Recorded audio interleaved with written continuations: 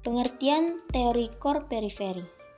Model core periphery adalah teori dalam ekonomi dan sosiologi yang menjelaskan bagaimana wilayah, negara, atau kelompok ekonomi dapat berbeda dalam tingkat pengembangan ekonomi dan politik.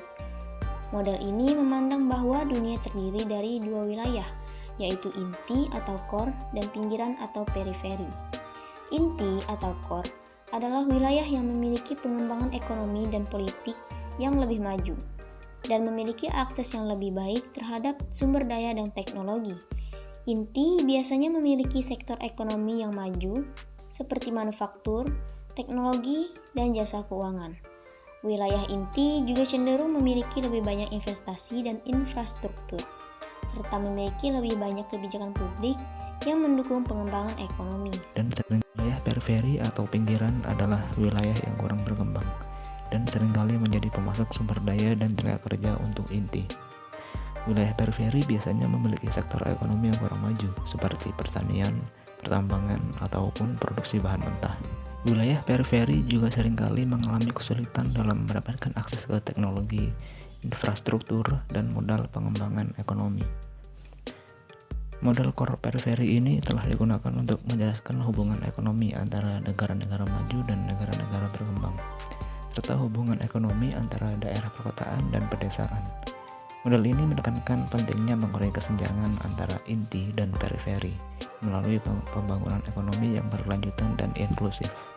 Murdoch pada tahun 1957 menggunakan istilah backwash effect atau spurt effect yang artinya persis serupa dengan polarisasi dan pengaruh trickle down. Analisa Melden memberikan kesan pesimistis. Ia berpendapat bahwa polarisasi muncul lebih kuat daripada penyebaran pembangunan. Menurut pandangan Meiden, daerah-daerah inti dari perekonomian adalah magnet penguat dari kemajuan. Meiden mengemukakan bahwa setelah pertumbuhan dimulai pada lokasi yang dipilih, pada perekonomian bebas, arus masuk tenaga kerja, keterampilan, modal, dan komoditas berkembang secara spontan untuk mendukungnya. Tetapi arus ini meliputi efek backwash, ketidaksamaan antara daerah-daerah yang berkembang dengan daerah-daerah lain. Hasil membantah bahwa memilih dan memusatkan aktivitasnya pada titik pertumbuhan adalah alami bagi para pengusaha. Husman berkata bahwa efek polarisasi disebabkan oleh efek trickling down, ekuivalen dengan efek penyebaran dari Meiden. Efek trickling down meliputi tujuan komoditas North yang diproduksi di South dan gerakan modal ke selatan. Di samping North dapat menarik tenaga selatan yang cukup untuk terjamin meningkatnya produktivitas tenaga kerja marginal dan tingkat konsumsi per kapita South. Yang mengemukakan pendapat mengenai teori daerah inti bukan hanya Husman. John Friedman juga menampilkan teori daerah inti. Di sekitar daerah inti terdapat daerah-daerah pinggiran atau periphery region. Pusat besar pada umumnya berbentuk kota besar, metropolis atau megapolis. Wilayah ini dikategorikan sebagai daerah inti. Dan daerah yang relatif statis, sisanya merupakan daerah pinggiran. Wilayah pusat merupakan subsistem dari kemajuan pembangunan yang dikategorikan oleh lembaga daerah inti. Dalam artian bahwa daerah pinggiran berada dalam suatu hubungan ketergantungan yang substansial. Daerah inti dan wilayah pinggiran bersama-sama membentuk sistem spasial yang lengkap. Nah, dari penjelasan di atas dapat diketahui nih, jika di dalam teori ini memiliki hubungan yang sangat erat dan saling mempengaruhi antara pembangunan kota atau dapat disebut dengan core dan desa atau dapat disebut dengan periphery. Nah, menurut teori ini, gerak langkah pembangunan daerah perkotaan akan lebih banyak ditentukan oleh keadaan desa-desa sekitarnya. Sebaliknya nih, corak pembangunan daerah pedesaan sangat ditentukan oleh arah pembangunan daerah perkotaan. Nah, dari penjelasan di atas dapat ditentukan atau dapat disebut dengan aspek interaksi antar daerah atau dapat disebut dengan spatial interaction. Menurut John, hubungan core-periphery dapat terjadi disebabkan karena yang pertama, perluasan pasar, lalu yang kedua, penemuan sumber-sumber baru, dan yang ketiga, perbaikan prasarana perhubungan, dan yang terakhir, penyebaran teknologi antar daerah.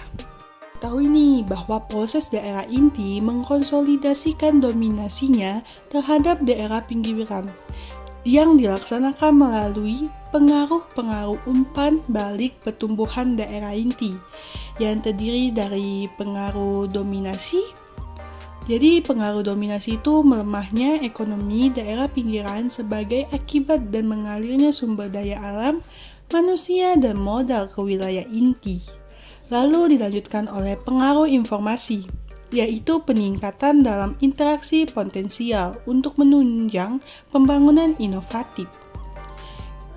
Lalu pengaruh psikologis, penciptaan kondisi yang menggairahkan untuk melanjutkan kegiatan-kegiatan inovatif secara lebih nyata. Yang keempat, pengaruh mata rantai.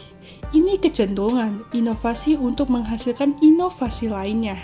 Dan yang terakhir, pengaruh produksi, yaitu pencintaan struktur balas jasa dan menarik untuk kegiatan-kegiatan inovatif. Menurut Friedman, tingkat urbanisasi sebagai indikator tingkatan kemajuan suatu wilayah, di mana makin maju tingkat ekonomi suatu kota, semakin tinggi tingkatan urbanisasi, sehingga makin terintegrasi keruangan ekonomi keruangannya, dan akhirnya makin berkurang perbedaannya dalam pembangunan. Tahap yang pertama adalah tahap pra-industrial. Masyarakat pra-industri atau pertanian dengan ekonomi lokal dan struktur pemukiman skala kecil. Setiap pemukiman cukup terisolasi, aktivitas tersebar, dan mobilitas rendah. Ada perbedaan terbatas antara entitas spasial dalam hal tingkat pembangunan ekonomi. Tahap kedua adalah tahap transisi. Konsentrasi ekonomi di kota inti dimulai sebagai hasil dari inovasi, akumulasi modal, dan pertumbuhan industri. Alasan spesifik di balik pemusatan ini seringkali tidak terlalu jelas, dengan lokasi atau akses yang lebih baik menjadi faktor yang signifikan. Namun, faktanya tetap bahwa pusat dominan muncul dalam sistem perkotaan untuk menjadi tiang pertumbuhannya. Perdagangan dan mobilitas meningkat, tetapi dalam pola yang didominasi oleh inti, meskipun mobilitas secara keseluruhan tetap rendah. Tahap yang ketiga adalah tahap industri. Melalui proses pertumbuhan dan difusi ekonomi, muncul pusat-pusat pertumbuhan lainnya. Alasan utama dekonsentrasi adalah meningkatnya biaya input, terutama tenaga kerja dan lahan di kawasan inti. Difusi atau persebaran ini terkait dengan peningkatan interaksi antara elemen sistem perkotaan dan pembangunan infrastruktur transportasi. Tahap yang terakhir adalah pasca industri. Sistem perkotaan menjadi terintegrasi penuh dan ketidaksetaraan spasial berkurang secara signifikan. Distribusi kegiatan ekonomi menciptakan spesialisasi dan pembagian kerja yang terkait dengan arus yang intens di sepanjang koridor transportasi berkapasitas tinggi. Faktor-faktor yang mendukung ketidaksetaraan spasial pada fase-fase pembangunan sebelumnya telah membentuk tiang-tiang dominan dari sistem perkotaan dan mendukung pengaturan gerbang komersial besar, biasanya kota dunia. Baik, untuk contoh selanjutnya dari model inti pinggiran, yaitu juga tidak terbatas pada skala global. Kontras yang mencolok dalam upah, kesempatan, akses ke perawatan kesehatan, dan sebagainya di antara penduduk lokal atau nasional adalah hal yang biasa. Adapun contohnya, pada Amerika Serikat, mercusuar klasik untuk kesetaraan menunjukkan beberapa contoh yang paling jelas. Data Biro Sensus Amerika Serikat memperkirakan bahwa 20% teratas dari penerima upah mencapai sekitar 50% dari seluruh pendapatan Amerika Serikat pada tahun 2016. Dan 5% teratas dari penerima menghasilkan 22% dari seluruh pendapatan Amerika Serikat. Untuk perspektif lokal, menyaksikan daerah kumuh Anacostia yang warganya miskin tinggal dari selemparan batu dari monumen marmer megah yang mewakili kekuatan dan kemakmuran pusat kota Washington DC. Meskipun dunia mungkin secara metafora menyusut untuk minoritas di inti, dunia mempertahankan geografi yang kasar dan membatasi untuk mayoritas di pinggiran. Di Jazirah Malaysia, Kuala Lumpur merujuk pada pusat dan Batu Kaca adalah pinggiran. Jepang merujuk pada pusat sedangkan Kamboja adalah pinggiran. Hubungan antara pusat dengan pinggiran menjelaskan kemandirian dari pusat negara pada negara pinggiran dan sebaliknya. Negara maju akan membeli bahan mentah seperti mineral dan produk pertanian seperti karet, minyak sawit, tembakau, dan kopi pada negara yang sedang berkembang untuk memproduksi beberapa macam produk. Zona demilitarisasi antara Korea Utara dan Selatan, di mana pada perbatasan tersebut pernah terjadi konflik antara Korea Selatan dan Korea Utara. Namun kini tempat yang sama secara tak terduga telah menjadi cagar alam dengan daratan yang luas, tanaman hijau yang tumbuh subur dan spesies flora dan fauna langka tumbuh subur di zona demilitarisasi semenanjung Korea, yang dimana daerah ini memberikan kesinambungan antara daerah pinggiran antara Korea Selatan dan Korea Utara.